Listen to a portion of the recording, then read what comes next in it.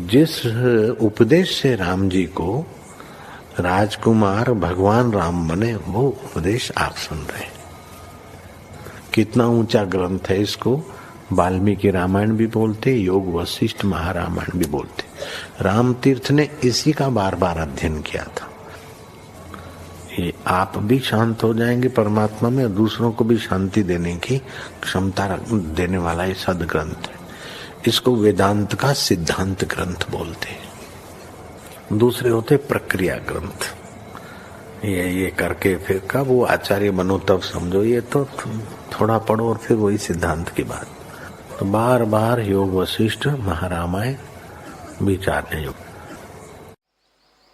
ओम श्री सद्गुरु परमात्मने नमः। श्री वशिष्ठ जी बोले, हे रामचंद्र जी, पुरुष को कैसे बंधन होता है जिससे वह आत्मपद को नहीं प्राप्त होता, यह भी सुनो।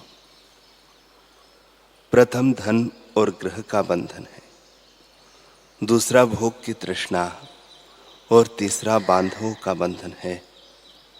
जिसको इन तीनों की वासना है उसको धिक्कार है। यह वासना बड़ा अनर्थ करने वाली है। यह भोग महारोग है, बांधव दृढ़ बंधन रूप है और अर्थ की प्राप्ति अनर्थ का कारण है। ऐसे इस वासना को त्याग कर आत्मपद में स्थित हो जाओ। हे रामचंद्र जी, तीन पदार्थ बड़े अनर्थ और परम सार के कारण हैं। एक तो लक्ष्मी, दूसरा आरोग्य और तीसरा यौवन अवस्था। जो पापी जीव हैं वे लक्ष्मी को पाप में लगाते हैं, देह के आरोग्य से विषयों का सेवन करते हैं और यौवन अवस्था में भी सुकृत नहीं करते, पाप ही करते हैं। और जो पुण्यवान है वे इन्हें मोक्ष में लगाते हैं, अर्थात लक्ष्मी से यज्ञ आदि शुभ कर्म और आरोग्य से परमार्थ साधते हैं और यौवन अवस्था में भी शुभ कर्म करते हैं, पाप नहीं करते। हे रामचंद्र जी, जैसे समुद्र और पर्वत के किसी स्थान में रत्न और किसी स्थान में घोंगे होते हैं, वैसे इस संसार समुद्र में कहीं रत्नों किनाई ज्ञानवान होते हैं और कोई अज्ञान रूपी घोंगे होते हैं। हे राजन, हे रामचंद्र जी, यह समुद्र माने जीवन मुक्त है, क्योंकि जल से भी मर्यादा नहीं छोड़ता और राग द्वेष से रहित है। किसी स्थान में दैत्य रहते हैं, कहीं पंखों से युक्त पर्वत, कहीं बड़वाग्नि और कहीं रत्न है, परंतु समुद्र को न किसी स्थान में राग है न द्वेष। जैसे ज्ञानवान को किसी में राग द्वेष नहीं होता, परंतु सब में ज्ञानवान कोई बिरला ही होता है। जैसे जिस सीपी और बांस में मोती निकलते हैं वे बिरले ही होते हैं, वैसे ही तत्वदर्शी ज्ञानवान पुरुष कोई बिरले ही होते हैं। ओम श्री सद्गुरु परमात्मने नमः। श्री योग वासिष्ठ महारामायण निर्वाण प्रकरण सर्ग 124। श्री वशिष्ठ जी बोले, हे रामचंद्र जी, अहंता रूपी तिल से संसार रूपी तेल उपजता है और अहंता रूपी फूल से संसार रूपी गंध उपजती है।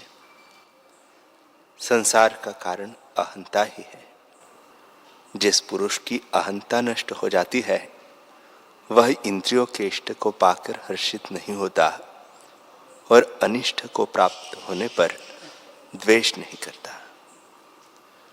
वह ऐसे अपने को नहीं जानता कि मैं खड़ा हूं, बैठा हूं अथवा चलता हूं।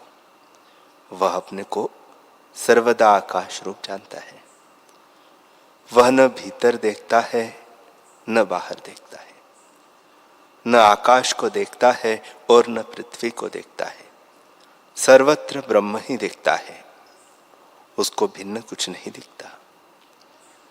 वह दृष्टा, दर्शन, दृश्य तीनों का साक्षी रहता है। वह अहंकार का भी साक्षी, इंद्रियों का भी साक्षी और विश्व का भी साक्षी है। इनके साथ उसका स्पर्श कभी नहीं होता। जैसे ब्राह्मण चांडाल को स्पर्श नहीं करता, जैसे बीज से अंकुर होता है और फिर अंकुर से डाले होती है, इसी प्रकार सब पदार्थों का परिणाम है, पर उनमें आकाश ज्यों का त्यों है, क्योंकि उनके साथ उसका स्पर्श नहीं होता। वैसे ही वह पुरुष दृष्टा, दर्शन, दृश्य से अतीत रहता है।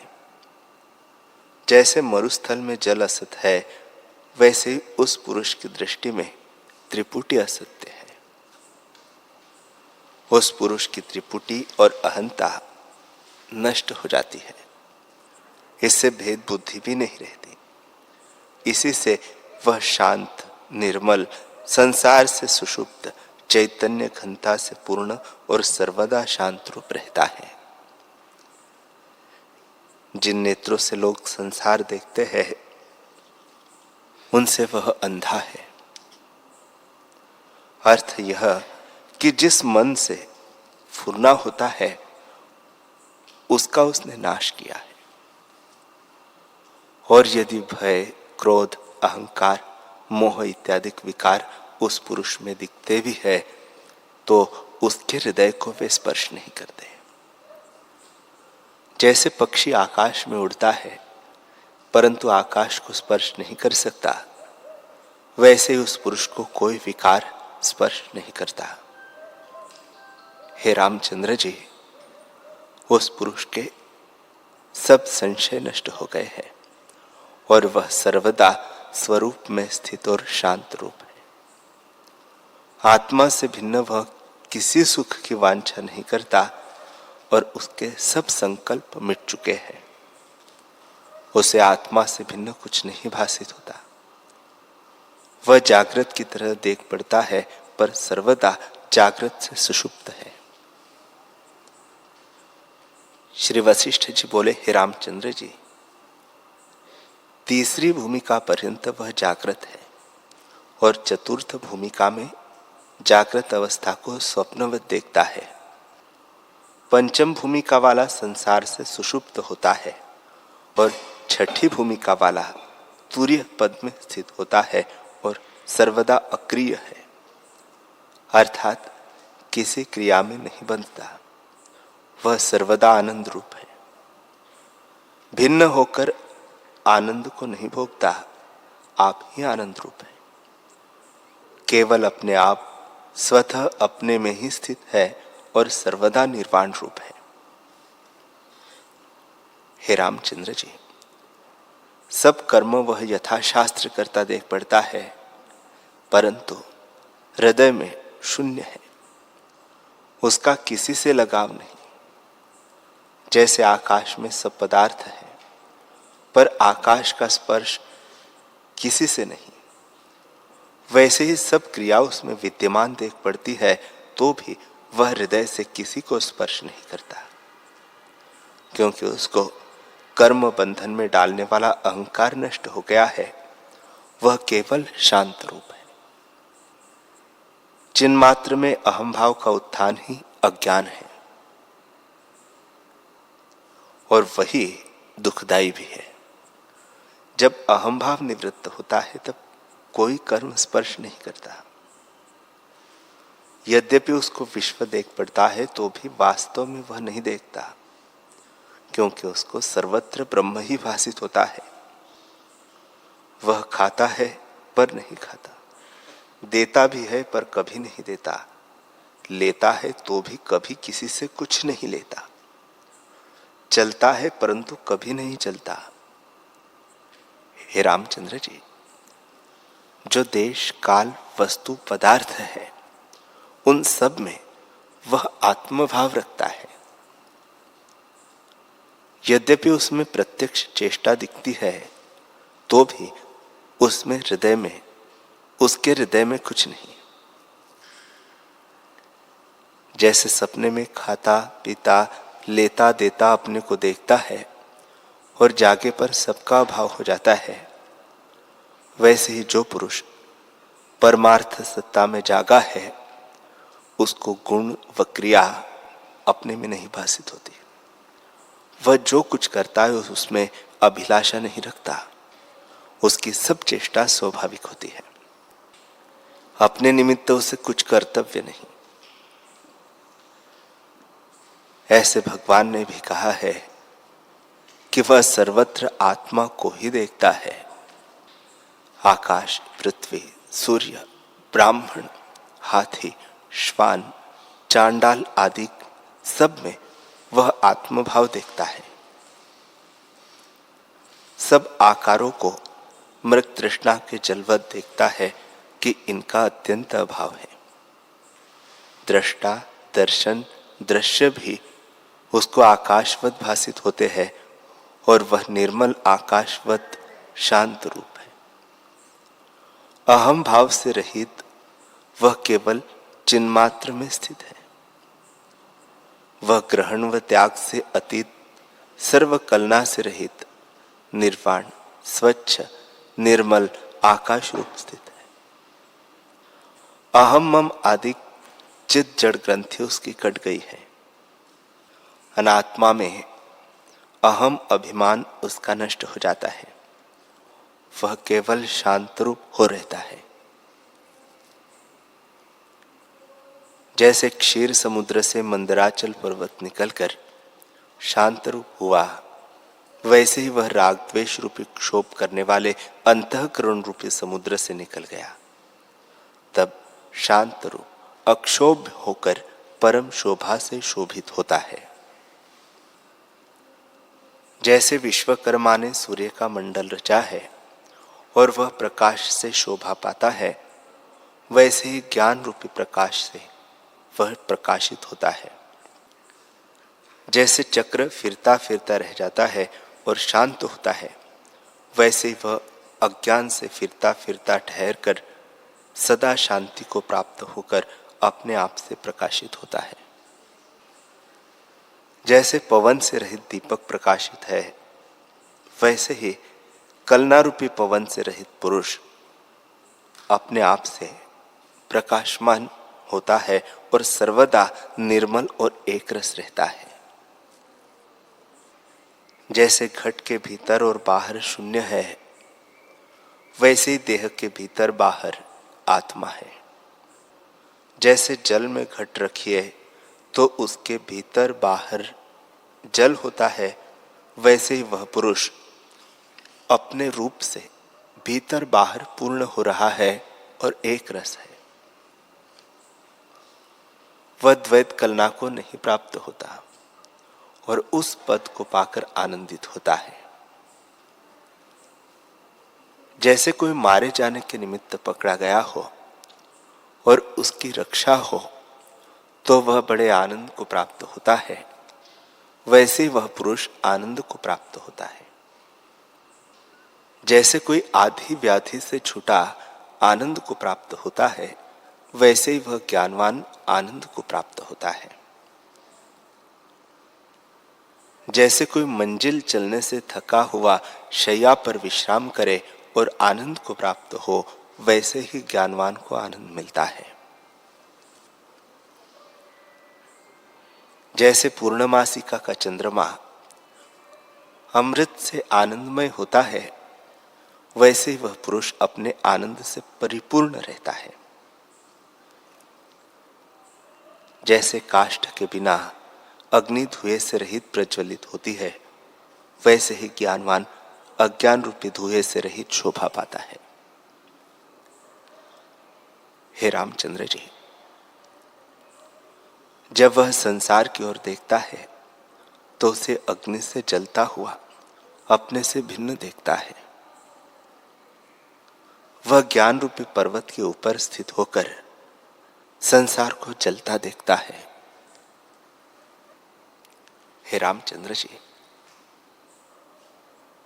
यह जो कहा है कि संसार को जलता देखता है, सो ऐसे भी नहीं फुरता कि मैं ज्ञानी हूं और यह संसार है। स्वरूप की अपेक्षा से यह कहा है कि संसार उसको दुखदाई लगता है। वह आनंद से भी परे परमानंद को प्राप्त हुआ है और सत असत से रहित जो अपना आपा है उसमें स्थित है। जैसे पर्वत भीतर बाहर अपने आप में स्थित और एक रस है, वैसे वह पुरुष एक रस है। वह संसार में जागृत होकर चेष्टा करता है, पर हृदय में संसार की भावना से रहित है। उस पद में वाणी की गति नहीं। फिर भी कुछ कहता हूं, सो तुम सुनो। कोई उसे ब्रह्म कहते हैं, कोई चैतन्य कहते हैं, कोई आत्मा कहते हैं, कोई साक्षी कहते हैं। काल वाले उसी को काल कहते हैं, ईश्वरवादी ईश्वर कहते हैं, सांख्य वाले प्रकृति इत्यादि संज्ञाओं से निर्देश करते हैं। सब उसी के नाम है, उससे भिन्न नहीं। उस पद को संत जन जानते हैं। हे रामचंद्र जी, ऐसे पद को पाकर वह अपने आप से शोभित होता है। जैसे मणि के भीतर बाहर प्रकाश होता है, वैसे वह पुरुष भीतर बाहर सोहता है और अपने स्वरूप से सदा संतुष्ट रहता है। जो पुरुष छठी भूमिका में स्थित है, उसके ये लक्षण होते हैं। वह संसार से सुषुप्त होकर स्वरूप में सावधान रहता है और उसका जीव भाव जाता रहता है। जैसे घट की उपाधि से घटाकाश परिच्छिन्न भासित होता है और सब घट भग्न हुआ तब घटाकाश महाआकाश एक हो जाता है, वैसे ही अहंकार रूपी घट के भग्न होने पर आत्मा ही भासित होता है। श्री वशिष्ठ जी बोले, हे रामचंद्र जी, इसके अनंतर जब उस पुरुष को सप्तम भूमिका प्राप्त होती है, तब वह अपने को आत्मा ही जानता है। उसे पंचभूतों का ज्ञान नहीं रहता। तब केवल आत्म तत्व मात्र होता है और दृश्य का ज्ञान नहीं रहता। बल्कि यह भी ज्ञान नहीं रहता कि विश्व मेरे आश्रय से फुरता है। देह सहित हो अथवा विदेह हो, उसकी आत्मा से उत्थान कभी नहीं होता। जैसे आकाश अपनी शून्यता में स्थित है, वैसे वह आत्म रूप में स्थित है और उसकी चेष्टा भी स्वाभाविक होती है। जैसे बालक पालने में अपने अंग स्वाभाविक हिलाता है, वैसे ही उसकी खान पान आदि चेष्टाएं स्वाभाविक ही होती है। जैसे काष्ठ की पुतली तागे के हिलाने से चेष्टा करती है, वैसे ही प्रारब्ध वेग के तागे से उसकी चेष्टा होती है। उसको अपनी कुछ इच्छा नहीं रहती। हे रामचंद्र जी, सप्तम भूमिका वाला जैसी अवस्था को प्राप्त होता है, उसे वही जानता है और कोई नहीं जान सकता। जिसका चित्त सतपथ को प्राप्त हुआ है, वह भी उस अवस्था को नहीं जान सकता। जिसको वह पद प्राप्त हुआ है, वही उसे जानता है। हे रामचंद्र जी, जीवन मुक्त का चित्त सतपद को प्राप्त होता है और वह तुर्य पद में स्थित होता है। उसका चित्त निर्वाण को प्राप्त हो जाता है और तुर्यातीत पद को प्राप्त होकर विदेह मुक्त होता है। उसमें अहम भाव का उत्थान कदापि नहीं होता। वह असत रूप है, वह सतरूप है, पर असत किनारे स्थित है। हे रामचंद्र जी, वह पुरुष उस पद को प्राप्त होता है जिसमें वाणी की गति नहीं, परंतु फिर भी कुछ कहता हूं। वह शुद्ध निर्मल अद्वैत चैतन्य ब्रह्म, काल का भी काल, केवल चिन्मात्र और ज्यों का त्यों अच्युत पद है। उस पद को पाकर जीव ऐसा हो जाता है जैसे वस्त्र के ऊपर मूर्ति लिखी हो, वैसे यह उत्थान से रहित होता है और उसको अहम ब्रह्म का उत्थान भी नहीं रहता।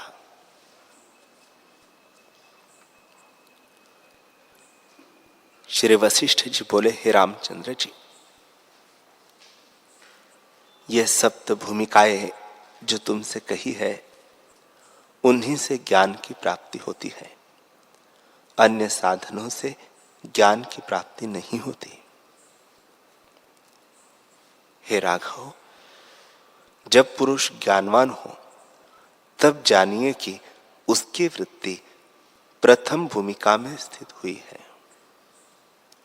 इससे तुम भूमिका की ओर चित्तरूप चरण रखो, तब तुमको स्वरूप की प्राप्ति होगी। हे रामचंद्र जी, तीसरी भूमिका तक सब कामनाएं निवृत्त होती है, केवल एक आत्मपद की कामना रहती है। यदि उस अवस्था में शरीर छूट जाए तो मनुष्य और जन्म पाकर ज्ञान को प्राप्त होता है, और यदि चतुर्थ भूमिका में प्राप्त होकर शरीर छूटे तो फिर जन्म नहीं होता, क्योंकि आत्मपद की प्राप्ति होने पर फिर कुछ पाने की इच्छा नहीं रहती। जन्म का कारण इच्छा है। जब कुछ इच्छा नहीं रही तब जन्म भी नहीं रहा।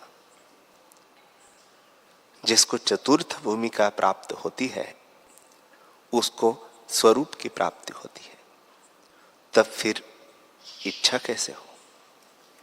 जैसे भुना बीज नहीं उगता, वैसे ही उसका चित्त ज्ञान अग्नि से दग्ध हो जाता है, क्योंकि वह सत्य पद को प्राप्त होता है। इसी से वह जन्म नहीं लेता और मरता भी नहीं, संसार को स्वप्नवत देखता है। पंचम भूमिका वाला पुरुष सुषुप्त की तरह होता है। छठी भूमिका साक्षी रूप तुर्य पद है। सप्तम तुर्यातीत निर्वाच्य पद है। हे रामचंद्र जी, इतना कहने का प्रयोजन यही है कि वासना का त्याग करो और अचित पद को प्राप्त हो जाओ। इसका अभिमान होना ही वासना है। जब इसका अभिमान निवृत्त हो तब शांति होगी, परिच्छिन्न अहंकार न रहेगा। आत्मा के अज्ञान से अहंभाव हुआ है और आत्मज्ञान से यह लीन हो जाता है। हे रामचंद्र जी, संसार एक नदी है। उसमें आधि व्याधि उपाधि रोग तरंग है। राग द्वेष रूपी छोटे मच्छर है और तृष्णा रूपी बड़े मच्छर है। उसमें जीव दुख पाते हैं। जैसे जल नीचे को चला जाता है, वैसे मृत्यु के मुख में संसार चला जाता है। उसमें अज्ञान ही जल भरा है। हे राघव, तृष्णा से पुरुष बंधे हैं। इससे तुम हाथी की तरह वैराग्य और अभ्यास रूपी दांतों से तृष्णा रूपी जंजीर को काटो। हे रामचंद्र जी, तृष्णा रूपी सर्पिणी विषय रूपी फुत्कार से विचार रूपी बेल को जलाती है। इससे जीव रूपी किसान दुख पाता है। इससे तुम वैराग्य रूपी अग्नि से उस सर्पिणी को जलाओ। हे राम, तृष्णा दुखदाई है। जब तक तृष्णा है तब तक संतों के वचन हृदय में स्थान नहीं पाते। जैसे दर्पण पर मोती नहीं ठहरता, वैसे ही तृष्णावान के हृदय में संतों के वचन नहीं ठहरते। तृष्णा के इतने नाम हैं: तृष्णा, अभिलाषा, इच्छा, फुरना, संस्कृति। ये सब इसी के नाम हैं। इच्छा रूपी मेघ ने ज्ञान रूपी सूर्य को ढका है, इससे वह नहीं चमकता। जब विचार रूपी पवन चले तब इच्छा रूपी मेघ नष्ट हो जावे और आत्म रूपी सूर्य का साक्षात्कार हो। हे रामचंद्र जी, यह जीव आकाश का पक्षी है, पर कर्म में इच्छा रूपी तागे से बंधा है, इससे नहीं उड़ सकता और परमात्म पद को भी प्राप्त नहीं होता। यह इच्छा ही से दीन है। जब इच्छा नष्ट हो तब आत्म स्वरूप प्राप्त हो। इससे तुम इच्छा का नाश कर आत्मपरायण हो, अर्थात विषय संसार से वैराग्य और आत्म अभ्यास करो। हे रामचंद्र जी, यह जो मैंने तुमसे भूमिका का क्रम कहा है, इससे जब आवे तब ज्ञान की प्राप्ति हो, पर इनको तब प्राप्त होता है जबकि एक हथिनी को जीते, जो एक वन में रहती है। महत्तम रूप उसके दो पुत्र हैं जो अनेक जीवों को मारकर अनर्थ करते हैं। उसके जीतने से सब जगत जीता जाता है। राम जी ने पूछा, हे भगवान, ऐसी मत्त रूपी हथिनी कौन है और कहाँ रहती है? उसके दांत और पुत्र कौन है? कैसे वह मरती है? कैसे उत्पन्न हुई है और कौन वन है? यह सब मुझसे कहिए। श्री वशिष्ठ जी बोले, हे रामचंद्र जी, इच्छा रूपी हथिनी और शरीर रूपी वन है। वह मन रूपी गुफा में रहती है। इंद्रियां उसके बच्चे और संकल्प विकल्प दांत है, उससे वह छेदती है। हे राघव, एक नदी है जिसका प्रवाह सदा चला जाता है। उसमें दो मच्छर रहते हैं जो कभी नष्ट नहीं होते। संस्कृति ही नदी है जिसमें राग द्वेष मच्छर रहते हैं, वे नष्ट नहीं होते। हे रामचंद्र जी, वे मच्छर तब नष्ट हो जब संसरण रूपी जल नष्ट हो। इसके सुकृत और दुष्कृत रूपी दो किनारे हैं। उसमें चिंता रूपी ग्राह रहता है। कर्म रूपी लहरें, उनमें जीव रूपी तृण आकर भटकता है। इस तृष्णा रूपी विषबेली का नाश करो। हे रामचंद्र जी, तृष्णा रूपी अंकुर को बढ़ाना और घटाना अपने ही अधीन है। जो अंकुर को जल दीजिए तो बढ़ता जाता है और जो न दीजिए तो सूख जाता है। स्फुरण रूपी जल देने से तृष्णा रूपी अंकुर बढ़ता जाता है और न देने से स्वरूप के अभ्यास द्वारा जल जाता है। हे रामचंद्र जी, तृष्णा रूपी बड़ा मच्छर है जो धैर्य आदि के मांस को भक्षण करने वाला है। उसे वैराग्य रूपी कंडी और अभ्यास रूपी दांतों से नष्ट करो। हे राम, इच्छा का नाम बंधन है और निरिच्छा का नाम मुक्ति है। एक सुगम उपाय तुमसे कहता हूं जिससे तृष्णा नष्ट हो जाएगी। निज अर्थ की भावना करो तो उस भावना से शीघ्र ही आत्मपद की प्राप्ति होगी। तुम्हारी जय होगी और तुम सबसे उत्तम पद को प्राप्त होंगे। फिर तुम्हें वासना न रहेगी। शरीर की चेष्टा स्वाभाविक होगी और सब संकल्प तुम्हारे नष्ट हो जाएंगे।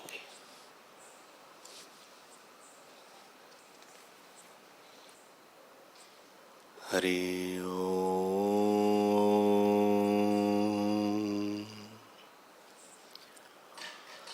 हरि ओम,